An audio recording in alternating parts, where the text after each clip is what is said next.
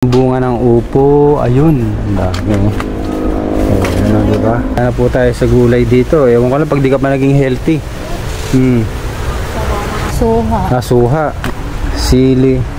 Kita natin yung puno ng sigarilyas. First time kong makakita ng puno ng sigarilyas.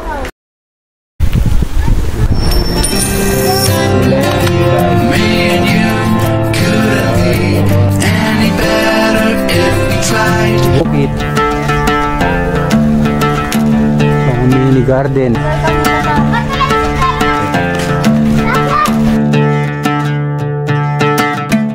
So ito ipapakita natin yung puno ng sigarilyas.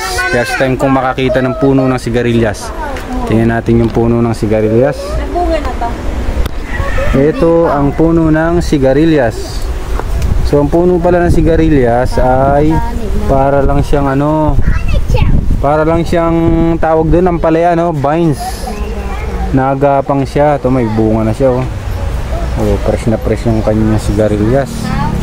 Nakapulupot siya sa sa puno ng malunggay.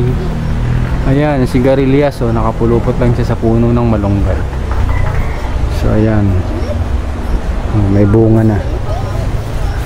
So next, check pa natin yung kanilang mga tanim dito sa kanilang bakuran ni Badet. Check natin pa dito yung puno sa bakuran.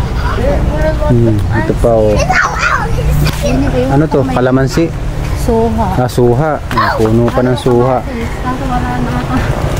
Puno ng suha. Ito si Heaven. Tapos meron silang ritong imagine mo, may talong. Kamatis. Bunga na ng talong. Tapos meron silang kamatis. Ayan ang puno ng kamatis. So ito yung mini garden. Tapos yung likuran ay tubuhan. So ito yung ampalaya. Napakarami, sagana ka sa gulay. Ewan ko lang pa. Ang dami. Ito, talong. Ano ba? Ano mo yung talong? Sagana po tayo sa gulay dito. Ewan ko lang pag di ka pa naging healthy. Ayan, talong. Napakasarap mamuhay sa probinsya. Yan, yung mga nasa syudad. Ang ganda. Yung kanilang talong.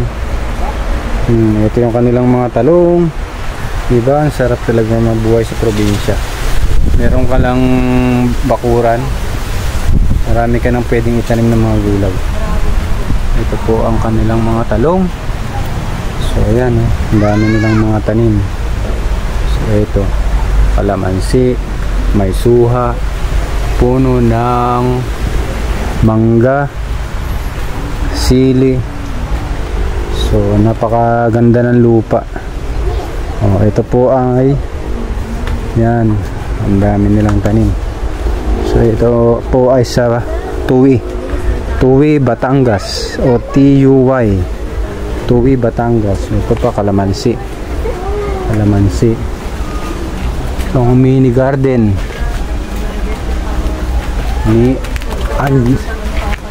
mini garden. Ito yung papaya. Upo pala. Mali pa ang vlogger. Ito naman yung puno ng upo. Tara, tingnan natin yung puno ng upo nila. So ito yung mga dahon ng upo. Lalagyan mo lang siya ng kawayan. So ayan yung kawayan, dire-diretso. Tapos ito na yung kanyang mga bunga. Ito yung bunga ng upo. Yan, bunga ng upo. Bunga ng upo, hindi pala. Ito pala yung bunga ng upo. Ayun, ang dami. Ano, diba? Isa, dalawa. Hahaba pa ito ng mga ang haba. Parang ng mga ilaw. Mahal pa naman yung mga gulay ngayon. Pero dito nakabitin lang yung mga pagkain. So ito yung mga pagkain sa probinsya. Napakasustansya. So ito. Ang hirap pala sa bayan ni Dylan. Look, Alice, come here. Kasing okra naman to. Pandang okra na yan. Grabe naman yung okra na to. Parang hindi ako makapaniwalang okra to. Ang okra na to ay nasa mga isang dangkal at kalahati. Ayun, no? Ang laki. So lapitan natin, ayun. Ayan. Ang haba. Ang haba-haba. Ito yung mga hey brother.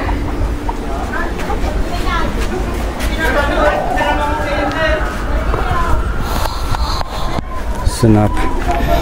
Alam, babalik na tayo. Balik na po tayo. Saan ba tayo?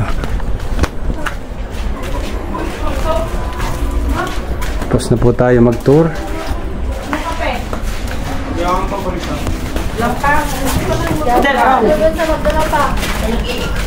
Nag-iikot po muna. Gagala muna lang. Apo. Wala ba sa Saudi na ano? Wala, mag-tara heaven. Dito naman kami sa kabila. Sabi dati. So, sa next tour naman natin, pupunta tayo sa Tubuhan.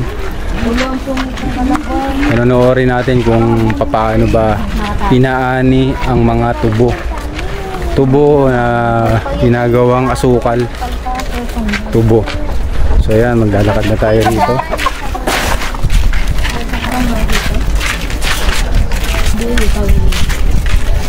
So ito po yung ano, nung nakaraang taon doon tayo sa Batang Pier, ngayon naman tayo Batang Bukid. Batang Pier. Tapos na po yung ating Batang Pier. Dito naman tayo sa mga bukid. Mga pamangkin nila ngayon. Pamangkin nila ngayon. Kailangan po. May vlogger kami kasama. Bubulag namin. Sabi ko nga mag-hi guys. Ano si Eden. Ayan, dito tayo sa may maggagapak ng tubuhan. Abangan natin tong mga tubo. Huwag na umikot. Di natin may sabi. Ito po yung Tuwi Balayan. Tuwi Batangas pa. Saan ako sa Tuwi Balayan?